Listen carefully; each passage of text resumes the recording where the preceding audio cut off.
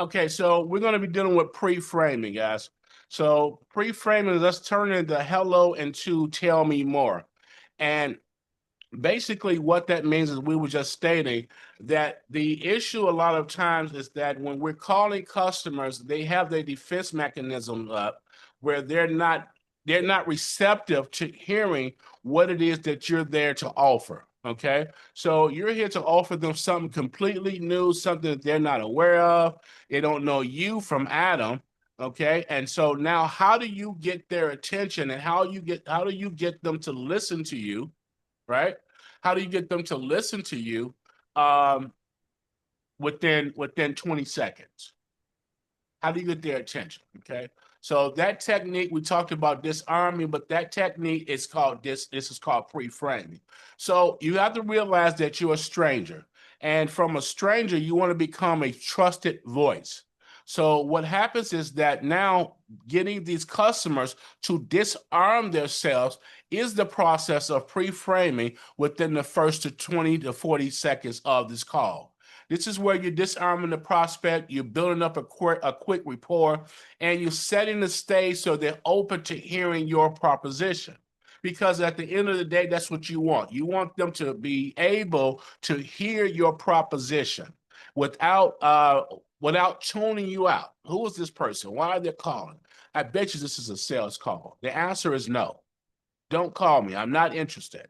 And this is all before they've even heard what it is that they're saying they're not interested in. Okay. So it's really important within the first 20 to 40 seconds of, hello, hey, can I have Cal, please? Or can I have John, please? Or can I have David, please? And David answers the phone. You have 20 seconds of that call to disarm them, build a quick rapport, and set the stage so they can hear what it is that you have to say. Okay. So why does that matter? Pre-framing matters because number one, it's going to reduce the resistance. It's going to reduce the resistance by acknowledging the interruption. Okay. Acknowledge the interruption. This is part of this arming process is to acknowledge the interruption. Why do you want to do that? Why? Because you want to show them respect for their time. Once again, these are executives, these are business owners, these are, really busy people, and you are interrupting them. So you want to acknowledge the fact that you're doing just that. Okay. You're interrupting them. So you want to show respect for their time. Secondly, you want to break the natural resistance that they have when answering these unexpected calls. This is why it matters. Okay. They have a natural resistance that they have when they're answering unexpected calls. They don't want to hear from you, right? So you have to make them hear from you. And thirdly, you want them to lower their defense so they're more likely to stay engaged with you. Okay. So these are the things that when you're reducing the resistance by acknowledging the interruption, it helps you to break that barrier down. Okay. So you can call out that elephant in the room by just admitting the fact that you're interrupting them. You're interrupting them right now. You have to say things like, "Hey, John, I know you wasn't expecting my call, and you're probably in the middle of something." Okay, I know you wasn't expecting my call, and you're probably in the middle of something. Or you can say things like, "I'll be quick, John. John, listen, I'll be quick. I'm sure your day is packed with meetings, and you're pretty busy." This is all before you get into your proposition. This is all about pre-framing and setting the stage because at the end of the day, you want to be able to transition into that conversation the right way, right? When you're calling, you've gotten through the gatekeeper. And, one of the things I like about Anthony, I noticed that he'll call and he'll just ask for the person, "Hey, Tom, please." Okay, so and that works for him. It gets you right to the person, and by the time he gets to that person, "Hey Tom, how are you?" Great. Okay, now it's the time. You got 20 seconds at that point, right then and there, to disarm them. Because right now, at the how are you? "Hi Tom, how are you?" Right then and there, Tom's mind is thinking, "Who the hell are you?" Why are you calling me? I'm busy, right? So what do you do? John, I know you're busy. I'm sorry. I know you wasn't expecting my call. You probably were in the middle of, you were in the middle of something.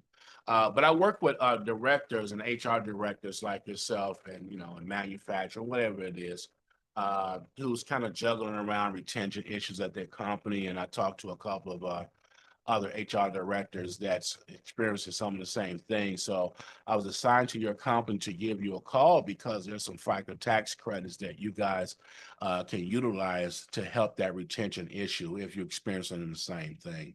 I'd like to take about 15, 20 minutes, kind of go over what I'm proposing to you or what I'd like to share with you. Okay.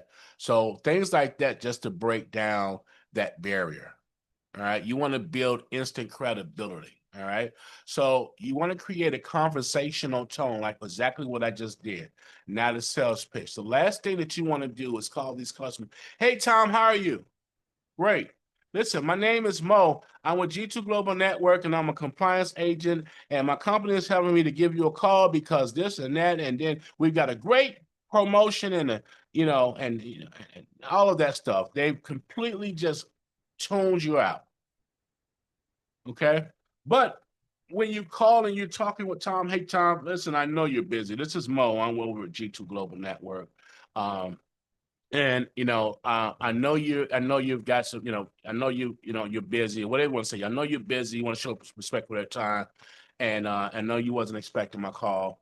But however, I was assigned to your company to call you guys because of some FICA tax credits and some money that you guys have left on the table back in 2014. You never took advantage of these FICA tax credits. So I wanted to discuss that with you. You're leaving about $500 to $1,000 per employee on the table. You got about 20 minutes. I mean, you got about 10 minutes that I can discuss this with you. Okay. So these are pre-framing statements, right? So you want to make your pitch feel relevant. Okay. You want your pitch to feel relevant. See, people don't buy from you because they understand you. They buy because they feel understood. And this is why we always talk about. This is why we always discuss and talk about not transitional sales, but consultative sales. Consultative sales. People don't buy from you because they understand you. They buy because they feel understood. And consultative sales and asking the right questions allows them to be understood. So you want your pitch to feel relevant instead of it just being a random pitch. And that's going to come with understanding even what that company is and what it is that they do. So you want to do what's called asking for permission for a short moment. You want to ask, hey, give them a sense of control in this conversation. Make it feel like it's a collaborative effort instead of you being pushy. Okay. So that's going to increase the odds for you that they're going to stay on the line. Be specific. Tell them exactly how short this is going to be. Tom, listen, I know you're busy. You're in a meeting. This is going to take me about 1 minute to just explain. Just give me 1 minute. But you're leaving $500 to $1,000 per employee on the table with your company. I'm calling because I can get that back into your bottom line. Okay. Or I know you're busy. I know you're probably tied up in meetings. First of all, let me just tell you, I'm not a sales guy, so this is not a sales call. Okay, you're disarming. All right, this is not a sales call. Okay, don't ask for a second. Don't say this is not a sales call. Hey, you got 2 seconds because that's going to give them an opportunity to say no. All right. This is not a sales call at all. I was assigned to your company from our company to give you guys a call because you're leaving about $500 to $1,000 per employee on the table. Um, I'm going to just go over a couple of things, and it's going to take me about 10 minutes or 1 minute or 5 minutes. It's going to take me about 5 minutes to go over a couple of things so we can see what we need to do to possibly get that money back into your bottom line and also get your employees some additional coverage. Okay. okay, for free. Unless it's going to cost you anything. Once again, this is not a sales call. Nothing, this is all a government uh, initiative, okay? Tax credit initiative. This is a government initiative, okay? Incentivized plan program, sorry. A government incentivized program with these FICA tax credits. That's what it is. It's a government incentivized program because they're giving them these FICA tax credits so they can utilize to cut their costs. All right. And you just gotta be honest with them. All right. Just don't make this call a sales call. You definitely don't want this to be a sales call. So here's the contents of this is what you have in a nutshell. This is it right here. All you need to know right here, what you have is you have a Wellness Plus program that's an IRS approved tax strategy under 125, 105, 106, and 213. You have a program that's going to put $500 to $1,000 back into the employee's bottom line. Okay. And all of this is at zero net cost to the company, and it's going to improve your supplemental employee coverage. That's what you have. That's what you have. All the other stuff that we talk about is fluff. This is what you have in a nutshell right here. Okay. So why is pre-framing important? Because of what you have, people think that this is too good to be true. I posted on LinkedIn about our program, and a financial lady responded on my LinkedIn and said, the wellness plan, the 125, is just it's a hidden gem. This is what she said. It's a hidden gem. And so many companies don't know about it because they think it's too good to be true, or they think that it's too hard to get implemented. That's what she said on my page. Okay. So you definitely want to make sure that you are able to pre-frame your conversation, because there's people out there with that same mindset that is too good to be true. So you need to build rapport that before you start delivering this claim. You got to build the rapport. All right. So business leaders are guarded with cold calls and warming up these calls and pre-framing these calls is what's going to build that trust. Okay. But in a nutshell, this is what you have: a Wellness Plus program. You're able to put $500 to $1,000 back into their bottom line, and it's all a zero net cost to them, and it improves the supplemental employee coverage. Okay. So this is what you have in a nutshell. This is what you have to remember. Okay, so the key elements to a strong pre-framing, number one, like I said, is acknowledging the interruption. Acknowledging that interruption. Show respect for their time. All right, it breaks the natural resistance that people have when they answer these unexpected calls. It lowers their defense, so they're more likely to stay engaged. Okay. Hey, John, I know you weren't expecting my call, but you're probably in the middle of something. I'm going to make this quick. That's called pre-framing. I'm going to make this quick. Okay. All right. So then from that pre-framing, you want to reference something that's relevant to their role or their industry. See, that builds instant credibility. Okay, you're not just a random cold caller. You understand the world that they're working in. Hey, John, I work with HR directors in manufacturing, actually. They all kind of experiencing the same thing with retention and the rising costs. Listen, John, many CFOs that I speak with are looking for ways to improve their benefits without increasing their overhead. Okay, so you're referencing something that's relevant to their role or their industry. You want to ask permission, right? You want to ask permission for a brief moment. Give them a sense of control in the conversation. Makes it feel like it's collaborative conversation instead of being pushy. That's going to increase your odds to stand on the line. Ask for permission. Hey, can I take 30 seconds to share why I'm calling? And then you can tell me if it makes sense to continue.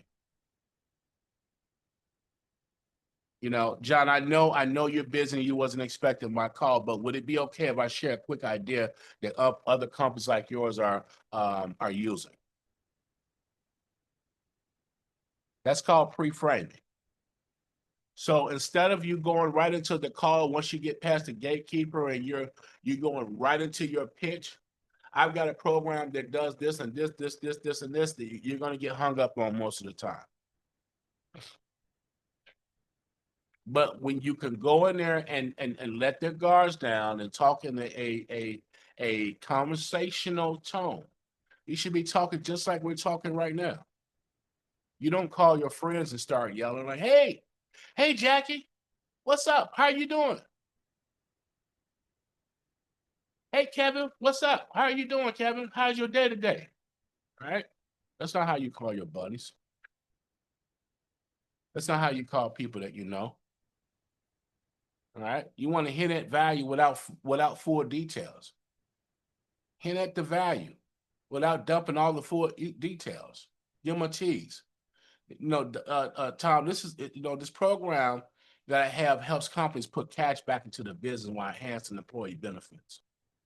Say things like several firms I worked with use it to offset their healthcare costs without touching their budget. These are little statements. I'm going to give you guys this in writing, but it's different little statements that you can use. Remember, you're simply just pre-framing and you're getting them to lower down their defense. Okay? It's real simple. You're not a salesperson. You're not calling to do a sales call. Okay? Transition smoothly into proof or a discovery question. What does that mean? That means move the conversation from being a stranger to a trusted resource. Tom, one client with 80 employees actually saved about $120,000 last year. Let me ask you a question. How are you guys currently addressing the rising costs right now with the benefit costs? What are you guys doing? Tom, a regional director we worked with on last week actually cut their FICA taxes by 8% while improving retention. Do you guys have a strategy in place for that right now? Has anybody ever talked to you about that? A smooth transition into what you want to speak to them about. Simply pre-framing it and getting their guards to be let down. Okay. So here's some examples of the disarming openers for the Wellness Plus. Okay. So, hey, John, I know I'm calling out of the blue and you probably wasn't expecting my call, but I actually work with a lot of restaurant industries like yours on ways to actually put like $500 to $1,000 back per employee back into your company's bottom line. Can I share a quick example of that? Yeah, one of our clients had, I think, like 50 employees and saw an annual gain of maybe $120,000 in a 60-day, in a 12-month time frame. And all this is at no added cost. You guys see how this is called voice reflection. Some of you all was in my training some time ago when I did a training on voice reflection. It was sales training. This is where that comes in at. So voice reflection plays a big part. Okay. It's one thing about talking to people and being sales, and it's another thing about having a conversation with them. And that's what you want to do. You want to make sure you're having a conversation, simply. Okay. Tom, I know your time is valuable, so please forgive me. This is actually going to take less than a minute. We found a couple of ways. We found some ways to help restaurants like yours and companies like yours to actually put about $500 to $1,000 for each employee that you have back into your bottom line, and we can do that by improving the benefits that you guys are already offering. Can I give you a 30-second version of what we're doing?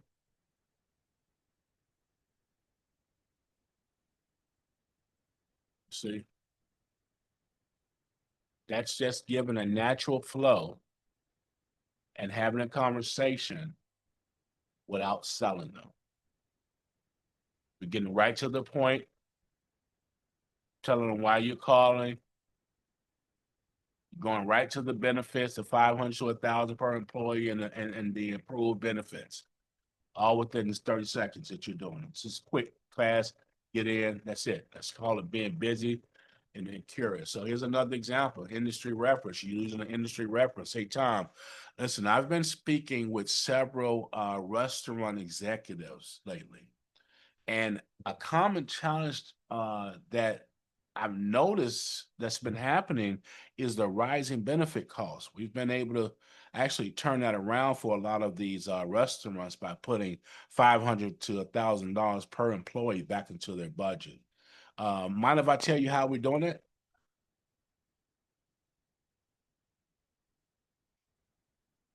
You see, these are all disarming, pre-framing statements. These are more smooth and natural pre-frame, right? This is called the permission and credibility. Hey, hi, Tom. I work with companies. I know you're busy. I work with companies, and you're not expecting my call. I know you weren't expecting my call, and you're busy. Uh, but however, I work with companies in the IT industry to find overlooked tax strategies that actually adds thousands of dollars back into their bottom line. Now, um, one of them, the Wellness Plus, has been actually returning these companies uh, $500 to $1,000 per employee annually. And I know you guys have about 1,000 employees, and we're doing that at zero cost. Okay. Would it be okay if I share how that's working with you? I know you're kind of tied up, but would it be okay if I share, how that's working for other companies? Right. What about just making being relevant and showing observation? Hey, Tom, I notice your company is expanding and you're hiring a lot of people. Man, congratulations on that. Moves like that can make benefit costs a big factor, I'm sure. But congratulations on your move and you're expanding. But we've been able to help companies in that same situation that's expanding and hiring more people put $500 to $1,000 for those same employees and those same people back into your bottom line to put your budget. Okay, and we could do that without cutting your benefits. Can I share an example on how that's being done? Wasn't sure if you were aware of that or not. You see how smooth this is? This is like a real smooth conversation. Tom, um, many HR and finance leaders I speak with say that it's tough to improve benefits without adding costs. We've been solving exactly that problem. Can I give you a quick version of that? Right. These are all the transitions from you going to hello, hey Tom, I know that you're busy. You wasn't expecting my call. Hope I didn't interrupt you, but I've got some really important information for you that I'd like to share with you. Okay, and you're going to transition over to uh, these statements. Okay, many HR companies that I've been working with lately, Tom, has been saying that it's been tough to improve their benefits without adding costs. I don't know if you guys are experiencing that same thing, but we got a solution for that. We've actually been solving exactly that problem by putting like $500 to $1,000 back into your bank account uh, per employee that you have. Okay, so that's why I'm calling you today. I want to discuss that with you, and I think you'll be happy after this call. See, that's a smooth transition. You're setting the expectations on what we're talking about, and then I've also told him exactly what his outcome of this call is about to be. The outcome is you're going to be happy. Okay, that's programming, right?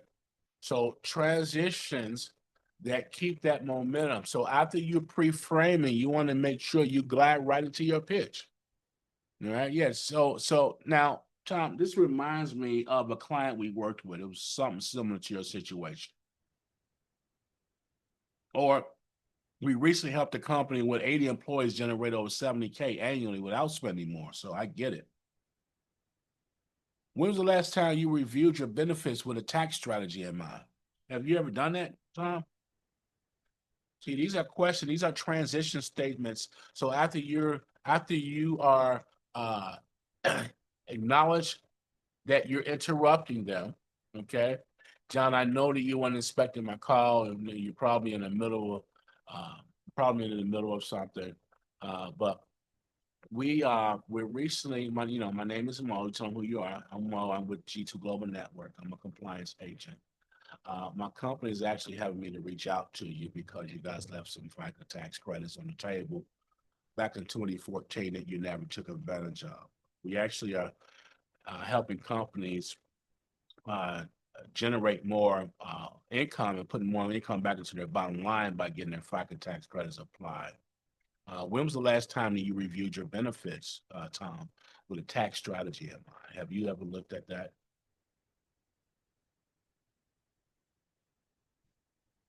You see, it's just a transition from who are you, why are you calling to, oh, I might need to talk to this person.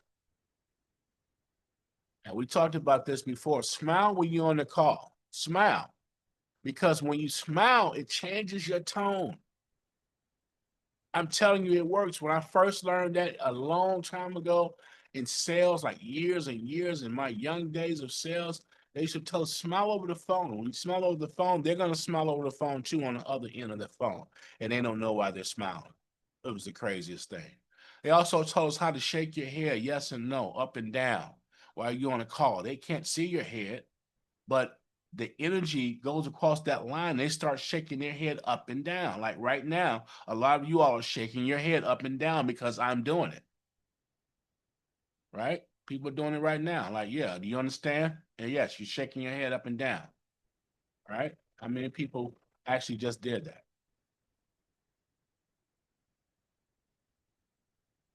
You know what I mean? So you want to keep it under 40 seconds before you pitch. Keep all your pre-framing under 40 seconds. You want to go 20 to 40 seconds, and then you make your pitch. Avoid all the jargon, speak in plain language. End with one clear question so they will respond, okay?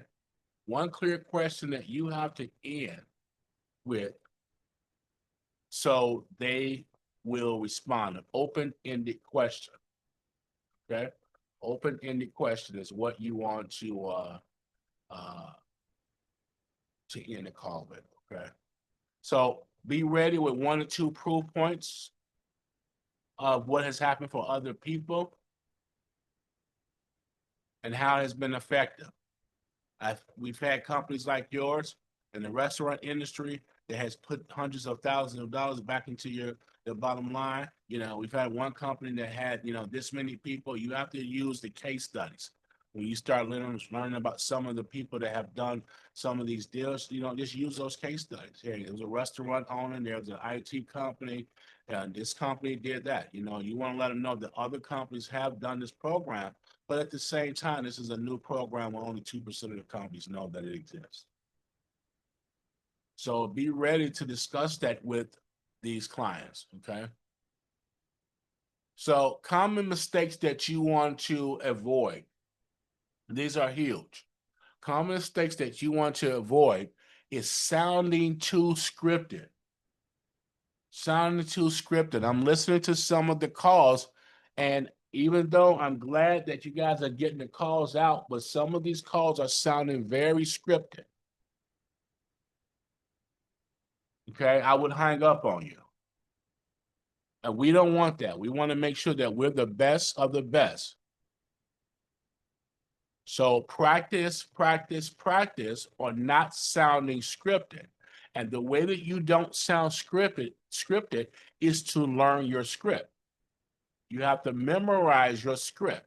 Memorize what you're going to say. My question to some of you all is, throughout the day right now with this program, how much time are you putting in front of your computer looking over the script? How many times are you studying what this program is so you can build up your conversation piece, right? Or are you just showing up on these calls? right? So sounding scripted is because you're reading the script. You are being scripted. But if you're not reading a script, if you don't have anything in front of you, right? I'm not saying not to have it in front of you, but you got to learn how to have a script in front of you and not sound scripted. Just like what I just did. I just read to you what to say, but I'm reading off my script, but I just didn't sound scripted. Something else, asking yes or no questions too early in that conversation. Hey, can you give me a second to talk with you? No. Are you busy? Yes. Okay. You acknowledge the fact that you caught them at busy time. I know that you're busy. I know this call was unexpected. I know that you're busy. I'm not a sales guy. Let me just clear that up before you hang up on me. So please don't. This is an important call that I'm sure that you're going to like me after. You're going to love me, matter of fact, after this call. Okay. I'm dealing with companies just like yours in the restaurant industry that's leaving a ton of money on the table because they haven't taken advantage of the FICA tax credits that was given back to you in 2014. Now, I do that all the time because first thing they're going to be thinking like, what FICA tax credits? What FICA tax credits are you talking about from 2014? Great. I'm glad that you're thinking that because that's why I'm here to explain it to you. So I throw that in there because I want them to feel like they're missing something. Wait, I missed something? Yeah, so 2014, there was credits that was given to you if you were open, if your company was open during that time, there was credits that was given to you that would help eliminate some of the taxes that you pay on the benefits. So if you haven't applied those credits, you're paying $500 to $1,000 way too much on each employee every year. And that's why we're here to actually get that back into your bank account. See, you want to avoid dumping all of the details before you're building that interest. You don't want to go in there and start.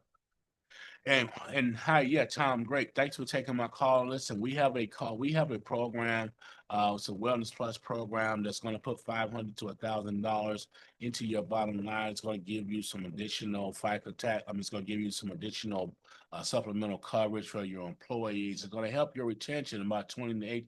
That's dumping a lot of details before they have been built the interest. So what happens is they hang up on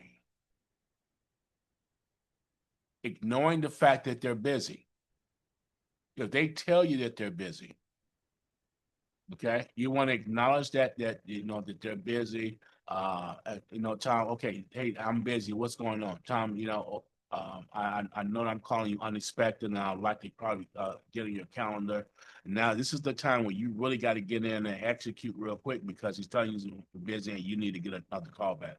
I need to get on your calendar. I was assigned to call you from my company. You guys are leaving a lot of money on the table.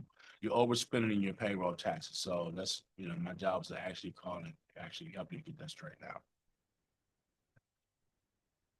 I can call you back in an hour if you like. Okay. So at that point, when people are trying to get you off the phone, like, hey, listen, I'm busy. I gotta go. You want to go right in for the kill at that point and go straight in. And I'm telling you, because at that point you got 2 seconds to tell them no. You don't want to hang up on me. You don't want to be too busy for this call.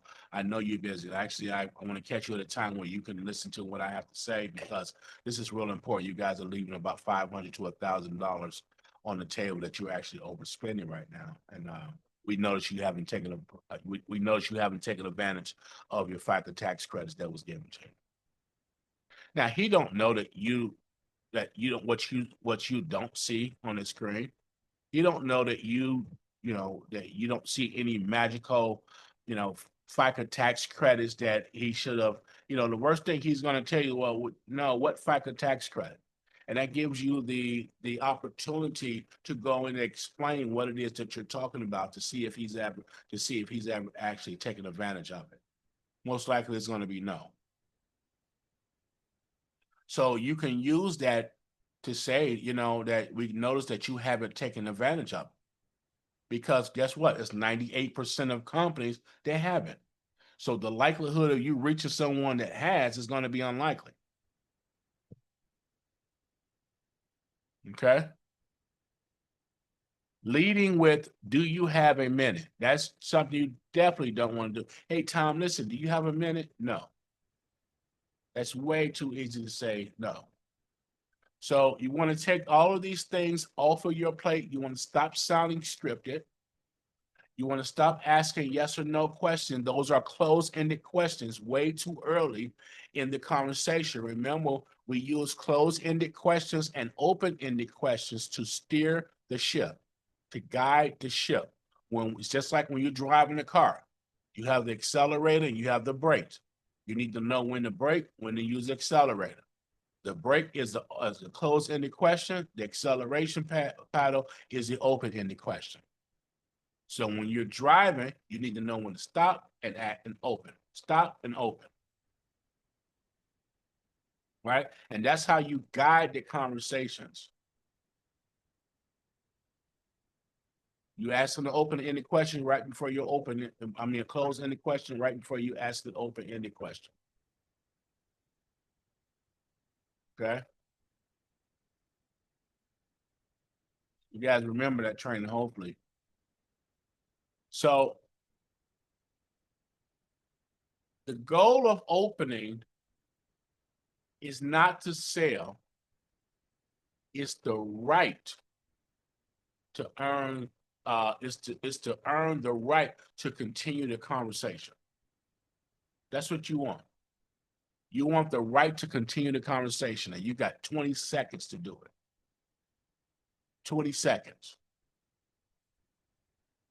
So here's my action items for you all. I want you to practice 3 different pre-frames until you feel comfortable. Practice 3 different pre-frame pitches until you feel comfortable. Okay?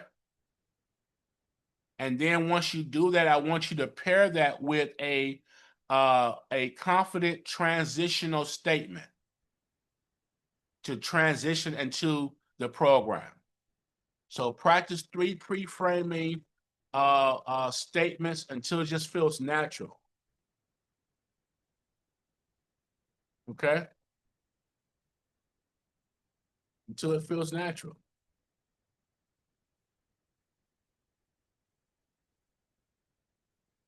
Okay? Role play with a partner. You guys are doing that already.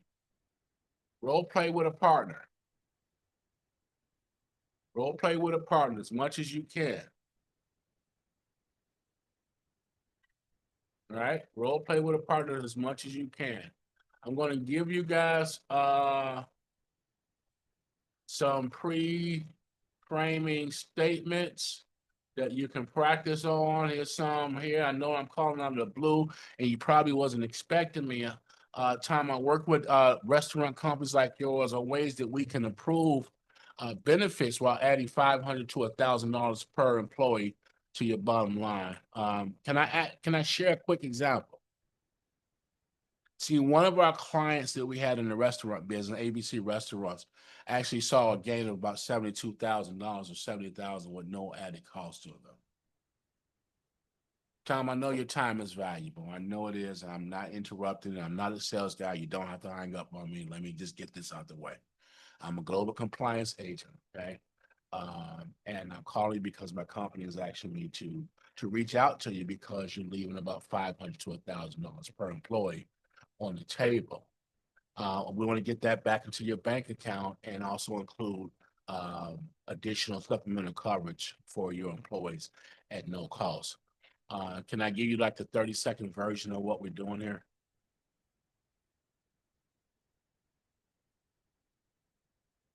Tom, I've actually been speaking with restaurant executives lately. And one of the common things that I found is there's a challenge in the rising benefit costs that you guys are experiencing. So What we've been able to do is we've been able to turn that around by putting $500 to $1,000 back into your employees. I'm sorry, back into your budget. Can I tell you how we're doing that? Right, Tom, I'm working with companies just like yours in the restaurant industry, actually to find some overlooked tax strategies that adds thousands of dollars back into their bottom line. Now, one of them, the Wellness Plus program, has actually been returning like $500 to $1,000 per employee annually, and no zero cost, a zero cost to you, back into your bottom line. Would it be okay if I share how that's been working and what's been working for other companies? See, stuff like that. Okay, these are the transitional statements that you want to be able to make with these customers while you are cold calling to get them to lower their defense.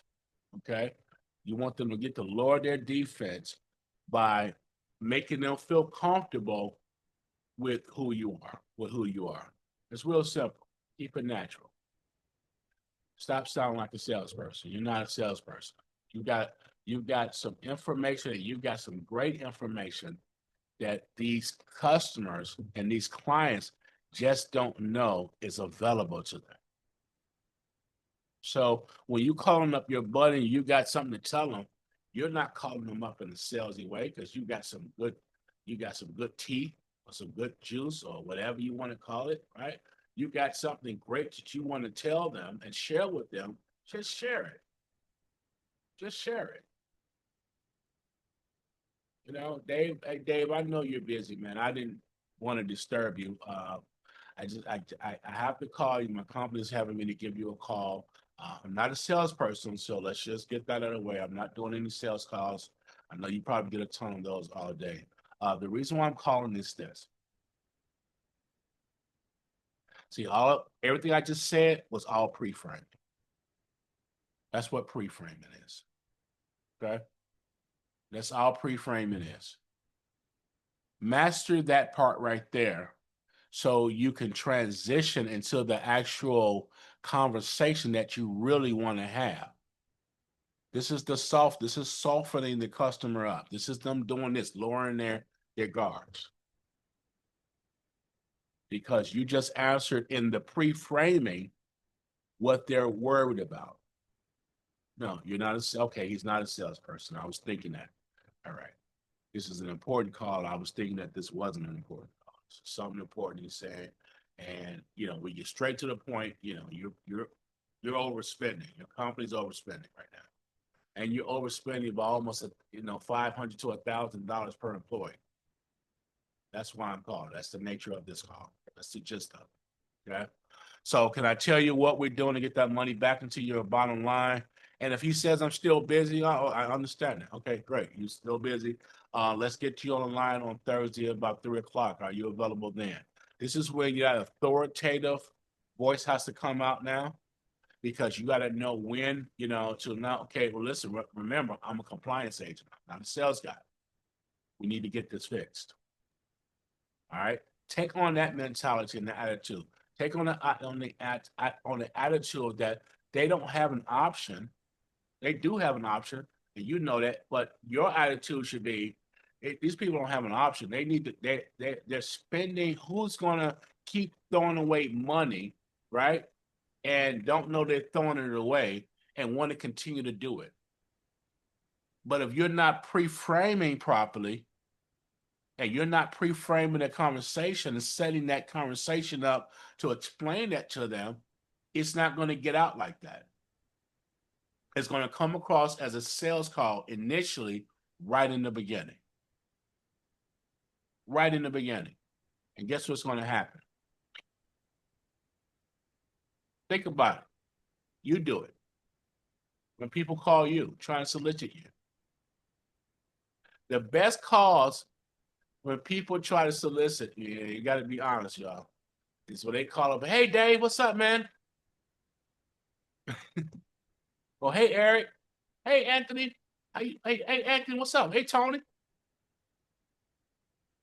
Zena, what's up? How are you? That was like, you know what I'm saying, Zena? They call you and they call you by your name, and you're like, hey, who is this? Hey, these people know me, but they really don't. But that personal touch is all I'm saying. Is what would have you to give them an 2 seconds and say, hey, what's up? Because they didn't call you in a salesperson type of manner. They called you like they knew you in a regular voice.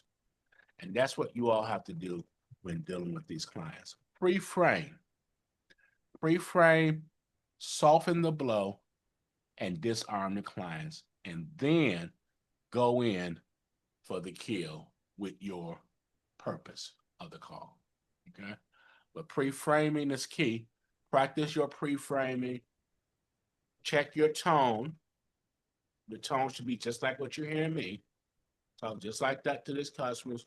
Take a deep breath before you get on the phone. A lot of times you guys start rambling through and going, trying to hurry up because you're scared and you're running away from the no. Don't run away from the no. Don't be prepared for it. Be prepared for people to be resistant. So that's why you're doing all of this training, so you can um, lower those numbers of resistance. Okay. Pre-frame. All right. Pre-frame, soften the blow, and then go in with your purpose. All right. That's my training for the day. Hopefully this pre-framing helps. And it gives you the opportunity to practice on these calls, start practicing. Go in the mirror. We're going to keep doing this until we're great on this team, right? And then next, we're going to be practicing these scripts and stuff like that without any scripts in front of us, okay? So that's coming up soon. So I advise you guys to start memorizing these scripts and memorizing what I'm sending you, because we're going to start role playing without any scripts in front of us and us just having conversation. And you're just telling me exactly what it is that you want in conversation. All right. What's up, Monica? You got a question? Okay, I thought Monica had. Okay. All right, that's my training. Go ahead. I'm sorry. Okay, I see you, Monica. So no, sir. All right. All right. Hopefully this helps. Oh, Lord. It's the end of it. Hey, they ain't send me no onboard and I can't take them fucking serious. So Okay. it started 6 or 7. Hey, G, are you? Hello, we're recording, guys. 1 second. Okay. All right. They said, hey, guys, let me say this too. I'm going to go ahead and hang up. I see you guys at the top.